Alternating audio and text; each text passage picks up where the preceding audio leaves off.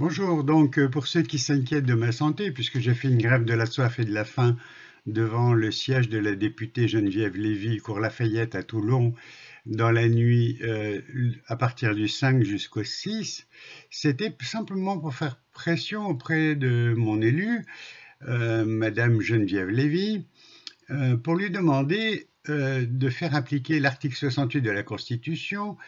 Et donc, ma grève de la faim et de la soif s'est arrêtée quand le lendemain, elle a dit qu'elle n'avait pas changé d'avis. En général, la nuit porte conseil.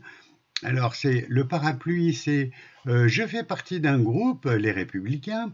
Donc, le groupe a décidé que je lui dis, mais madame, on n'a pas voté un représentant du peuple qui soit un groupe, on vous demande à vous, en tant qu'individu, Geneviève Lévy, on vous a demandé de nous représenter au Parlement, à l'Assemblée. Donc, elle se défausse, elle veut rien savoir. Donc, nous avons compris que nos élus ne faisaient que campagne que pour eux-mêmes. Voilà. Donc, arrêtons de se faire manipuler et de voter pour des gens qui sont corrompus et qui ne veulent absolument pas faire ce que leur mandat, normalement, devrait leur donner. Alors, donc, suite à cette décision de Mme Lévy de ne pas activer l'article 68 de la Constitution française, qui peut être engagé que par les sénateurs et les députés, pour manquement grave à sa fonction, mais bon, ça c'est le peuple qui l'a déjà décidé et dit, M. Asselineau l'a démontré, sur le site de l'UPR, il démontre qu'il y a 10 raisons de destituer Macron. Donc, on récapitule. On demande la démission, gentiment. Monsieur Macron n'entend pas, mais c'est normal qu'il ne puisse pas entendre, c'est un pervers narcissique, donc c'est une psychopathie, et je suppose qu'il doit être intoxiqué avec ou de la cocaïne, enfin une autre substance toxique, qui fait qu'il n'est pas capable de comprendre, d'une part, de par sa psychopathie, mais d'autre part parce qu'il plane complètement. Donc s'il plane, eh ben, c'est pas bon pour le peuple français d'avoir un gouverneur de la France qui plane. On nous interdit de conduire avec un véhicule si on plane parce qu'on a bu de l'alcool ou qu'on a pris des substances toxiques. Un chef d'État, c'est pire, non? Alors peut-être ça expliquerait quelque chose. Parce que le petit Micron, il a décidé, dans la nuit du 13 au 14 avril, de bombarder la Syrie. Ah, motif. Il a dit le peuple syrien a été gazé par son gouvernement.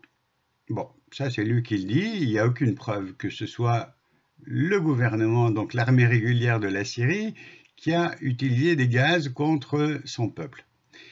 Mais bon, donc il a décidé, sans savoir, sans avoir d'avis, d'expertise et de rapport officiel, que c'était bien le cas.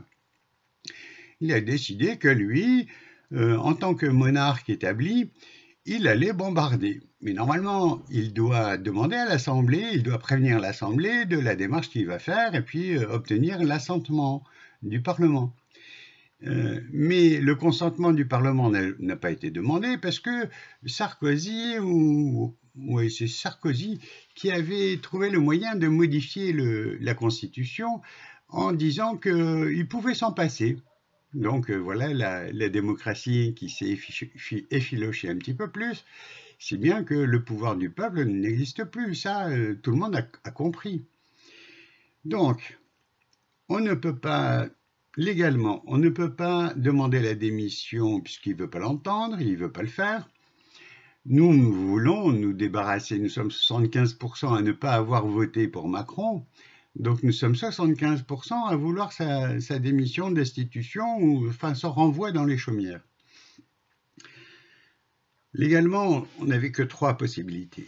Soit la démission, il ne veut pas entendre. Deuxièmement, destitution, nos députés et sénateurs font la sourde oreille à notre demande. Bon, donc, troisième solution, c'est de demander à ce qu'il soit placé d'office en hôpital psychiatrique, parce que c'est un malade mental. Alors, c'est le but de ce courrier que j'ai fait. il a été tamponné par, je ne sais pas si on voit bien, ouais, il a été tamponné donc hier le 6 décembre par le parquet, précisément c'est le service civil du parquet, tribunal de grande instance de Toulon. Alors je demande d'hospitalisation d'urgence en vertu des articles L3213.1 et L3213.2 du Code de la santé publique sous haute protection, et je vous explique pourquoi. Je demande d'expertise médicale de M. Macron Emmanuel ainsi que des membres du Parlement.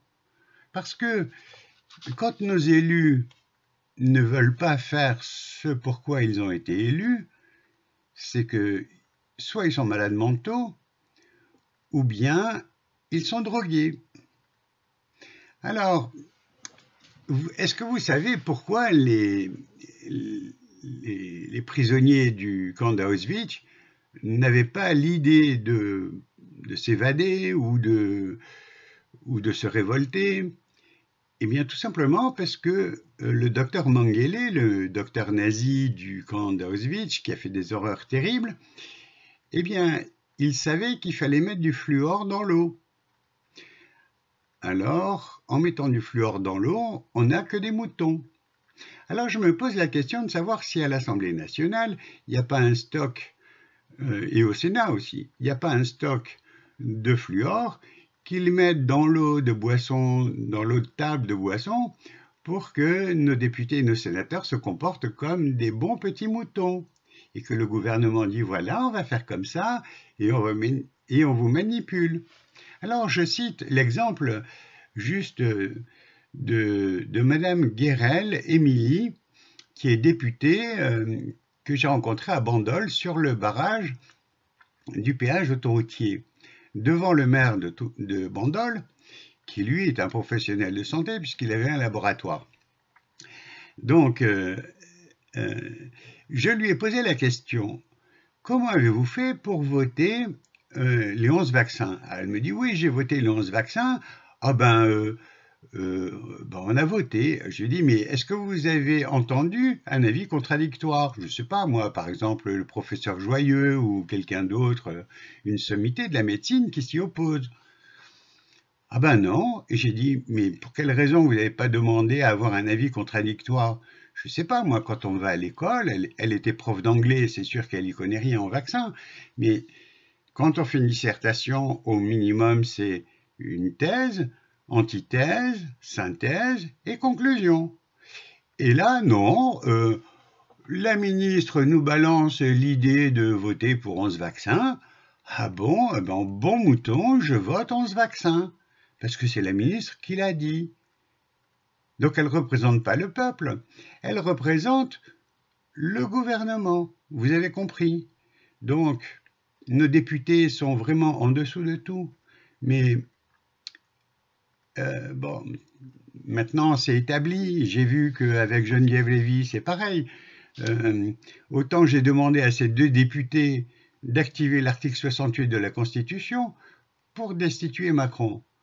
Alors il ne veut pas démissionner. On ne peut pas le destituer, il faut le mettre en hôpital psychiatrique. Et ça, il n'y a que le préfet de Paris qui peut le mettre en hôpital psychiatrique.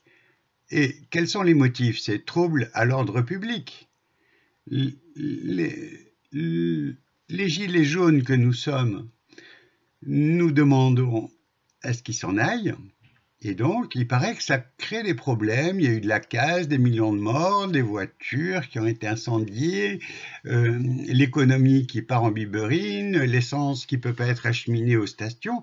Mais donc, c'est un trouble à l'ordre public. Donc, le préfet, je le mets en demeure d'appliquer l'article L 3213-1 et 2 du Code de la santé publique. Bon, ça, c'est une chose. Mais j'écris également au procureur de la République pour l'informer que j'ai été témoin personnellement de plusieurs personnes qui disent « si je vois Macron, je vais tirer une balle dans la tête ». Et une autre personne qui disait « il faut le guillotiner ». Voilà, donc il ne faut pas en arriver à ces extrémités-là. On n'est plus au temps de la Révolution française de 1789, on est en 2018. Donc, on est des gens responsables, on n'a pas envie de faire couler le sang. Si notre petit micron est un malade mental, eh bien, il faut qu'il se soigne. Si il a été drogué, il faut savoir pourquoi il a été drogué. Et puis, comme il a des menaces de mort, j'ai demandé au procureur de la République, justement, de faire en sorte qu'il soit protégé et puis que on ne l'élimine pas purement et simplement, qu'il disparaisse sans laisser de traces. Par exemple, un avion qui tombe dans la mer, bon, on ne peut pas le retrouver et on ne peut pas analyser son corps pour savoir s'il était complètement imbibé de cocaïne ou d'autre chose. Vous comprenez le truc? Donc, et surtout, il ne faut pas qu'il meure, ce pauvre petit Macron. Hein. Et, bon, ça, c'est ma démarche. Mais je ne sais pas ce qu'elle vaut. Ce n'est que la mienne. Donc, je disais, de nombreuses victimes estimées à plus de 1600 citoyens français, de nombreux dégâts et troubles à l'ordre public, frais de vandalisme causés en réaction par le gazage de la population, par les forces dont le sieur Macron use et abuse, exaspère les citoyens en gilets jaunes partout en France et en territoire d'outre-mer français. Bon, mais il exaspère aussi le peuple syrien. Et je vous rappelle que la Syrie, c'est un peuple souverain. Donc Macron a décidé, de sa hauteur, de petit monarque, il a décidé de bombarder la Syrie dans la nuit du 13 au 14. Vous savez, c'est l'effet de groupe. Les États-Unis ont dit, tiens, on va les bombarder, voilà, ça va faire une petite dépense militaire, ça va faire du bien aux finances des marchands d'armes. Donc on a dit, oui, les Anglais, ils ont dit, oui, d'accord, ben nous, on va faire pareil, hein, on va faire la coalition, mais pas de chance. Ils n'ont pas pu décrocher un mandat de l'ONU, d'une part. Ils n'ont pas déclaré la guerre. Personne n'a déclaré la guerre à la Syrie. Comprenez bien qu'on ne s'amuse pas à bombarder un pays sans déclarer la guerre, ça se fait pas, c'est la moindre des choses, c'est la moindre des politesses. Dans le langage diplomatique, on dit je vous déclare la guerre parce que pour telle et telle raison. Et là, la raison, c'était que le peuple a été gazé. Tiens, mais j'ai été gazé aussi le 24 décembre à Paris, j'ai été gazé le 1er décembre à Avignon. C'est bizarre ça quand même. Pourquoi est-ce que nous on est gazé? Ah oui, c'est vrai. Depuis le traité de Vienne, de Genève et ensuite de Paris de 1993, il y a un petit alinéa qui dit que les armes, les gaz toxiques sont interdits pour faire la guerre. Mais pour maintenir son peuple, on a le droit. D'accord? C'est-à-dire que le chef d'État a le droit de gazer son peuple, donc c'est bien ce qu'a fait la Syrie, si c'est vrai que c'est les Syriens et pas les djihadistes. Donc on n'avait aucune raison d'aller bombarder la Syrie. Alors ça fait quoi? Quand on bombarde la Syrie, on mobilise nos forces militaires, bon, ils sont contents d'aller au charbon parce qu'ils sont entraînés pour travailler un peu, donc ils sont contents de travailler, surtout qu'ils attendent aucune représailles, donc ils n'ont pas peur. Donc, Monsieur Dassault et compagnie sont très contents parce qu'on fait fonctionner leur matériel qu'ils vendent à l'État français et donc ils gagnent de l'argent automatiquement. Et le prix d'un missile, ça coûte combien? Eh ben, ça coûte cher. Et ça coûte cher, et qui le paye? C'est nous. Nous tous payons ces missiles qui ont servi à rien. Donc, si on réfléchit bien, on a des casseurs déguisés en gilets jaunes qui sont des militaires qui cassent pour avoir le plaisir de travailler. Parce que quand on travaille en mission extérieure, la paye est sacrément augmentée. Et c'est pour ça que les petits CRS ont eu droit à une prime exceptionnelle de travail de rendement, parce qu'ils ont bien travaillé, ils ont bien cassé, il y a eu plusieurs morts et ils sont très contents. D'ailleurs, c'est curieux que la presse ne parle pas des morts. Il semblerait que le nombre de morts sur Toulon est de 4. J'ai aucune information là-dessus, mais je ne sais pas si c'est vrai. Il faudrait demander à la morgue, au médecin légiste, il faudrait aller dans les hôpitaux, faire tout un interrogatoire, mais ce n'est pas notre rôle de simple citoyen. C'est le rôle des services de l'État de comptabiliser le nombre, mais personne ne nous le dira. Vous savez, moi j'ai 63 ans, J'ai fait tout ce que j'ai voulu dans la vie, et dès que quelque chose ne m'a pas plu, eh ben, j'ai fait en sorte d'utiliser mon cœur pour agir dans le meilleur des cas, et mon intelligence pour essayer d'y parvenir. Voilà. Donc, je n'ai pas envie de continuer à vivre dans une dictature, c'est la raison pour laquelle je suis gilet jaune. Mais je ne veux pas non plus que les gilets bleus cassent leur pipe sur le truc.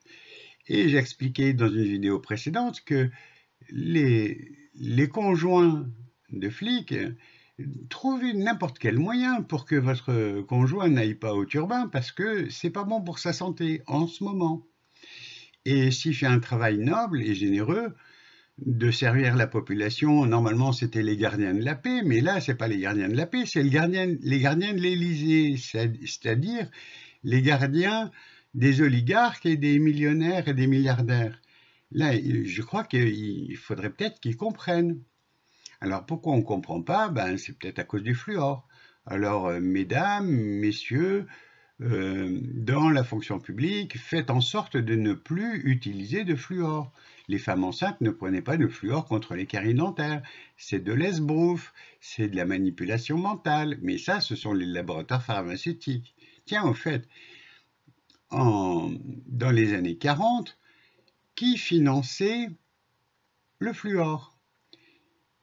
Eh bien, le fluor était financé par les Rothschild. Ah ben ça alors. Macron sort de Rothschild, Pompidou et Giscard d'Estaing sortent de chez Rothschild, ce sont eux, Pompidou et Valéry Giscard d'Estaing, qui ont dit on ne va plus emprunter à 0%, on va emprunter à 5% aux banques privées. Et c'est comme ça que la dette a augmenté et puis qu'on est en train de payer que les intérêts de la dette. Bon, c'est très comique tout ça. Donc si vous voyez la manipulation, voilà, vous avez tout compris.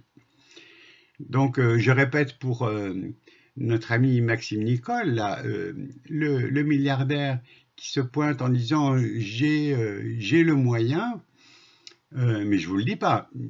Il faut que vous soyez d'accord avec moi d'abord. Et puis que vous me mettiez en petit monarque à la place du grand monarque, enfin du micro-monarque.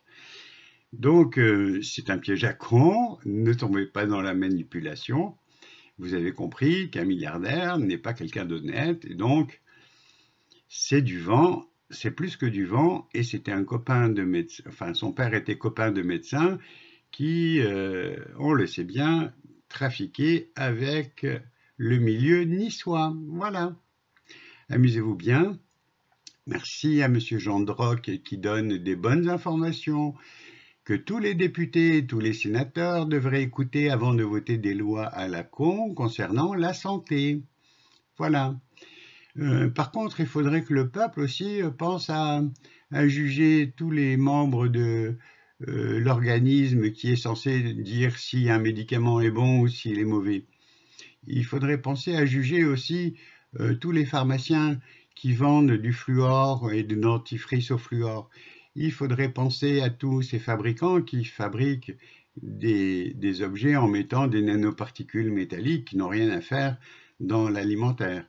Mais il faut les juger progressivement. Ou alors peut-être qu'on va être grillé grâce au compteur Linky, parce qu'ils vont nous balancer une fréquence et toutes les nanoparticules dans notre corps vont s'agiter frénétiquement au point tel qu'on va cuire dans notre lit en dormant tranquille. Voilà. Donc voilà ce que c'est un peu que le Linky. Je ne dis pas que c'est un complot, je dis que c'est tout simple. Tous les fils électriques de votre maison, dès qu'ils sont stimulés par le compteur Linky à distance, peuvent vous griller le cerveau, ou vous rendre malade, vous donner un cancer de quelque chose ou d'autre. Comme le téléphone portable, cuit les cellules cérébrales quand vous téléphonez. Mais bon, ça tout le monde le sait. Mais tout le monde veut un téléphone portable parce que c'est tellement indispensable, c'est tellement utile. C'est vrai que c'est utile. Mais bon, la fréquence est la pire. Voilà. Amusez-vous bien, le combat continue. Et puis, on verra si la CGT poursuit son mouvement. Au niveau des camionneurs, hein, j'entends. Maintenant, je vous souhaite la bonne journée. Réfléchissez, un monde est en train de se faire. À vous de savoir quel type de monde vous voulez faire. Si vous voulez continuer à élire un personnage qui risque de dérailler complètement, soit parce qu'il est drogué, manipulé, ou justement être le manipulateur du peuple, comme le prétend le petit fils du commandant niçois qui veut nous aider, soi-disant, pour nous manipuler à son tour. Voilà, amusez-vous bien. Et puis, bon, toujours sans violence, toujours sans heurts et sans chercher à attiser la haine. Il faut être dans l'amour pour que ça change. La force de l'amour, c'est la plus puissante. La force de la haine, c'est la pire parce qu'elle nourrit les satanistes, les égrégores négatifs et ça vous fait mal à votre santé parce que ça peut vous faire un ulcère à l'estomac ou d'autres pathologies comme un infarctus ou comme un burn-out. Voilà. Donc, ne vous laissez pas avoir. Continuons comme ça. Nous avons tout le temps devant nous. Petit Macron ne veut pas. Et puis sachez que pour toutes les lois qui ont été faites, depuis que Macron est au pouvoir, les Français, je crois que le peuple dit que ça ne vaut rien. Ce sont des lois nulles. Nulles et non avenues puisqu'elles n'existent pas. Bon, on veut nous les imposer, on veut nous imposer les 11 vaccins, c'est pour invalider les enfants qui soient malades et qui soient des vaches à lait pour les laboratoires pharmaceutiques à vie. C'est-à-dire qu'un autiste, il va prendre des médicaments à vie. Voilà. Allez, amusez-vous bien. Continuons. Moi, je continue aussi et je m'amuse bien. C'est dans la joie et la bonne humeur qu'il faut travailler. Au revoir.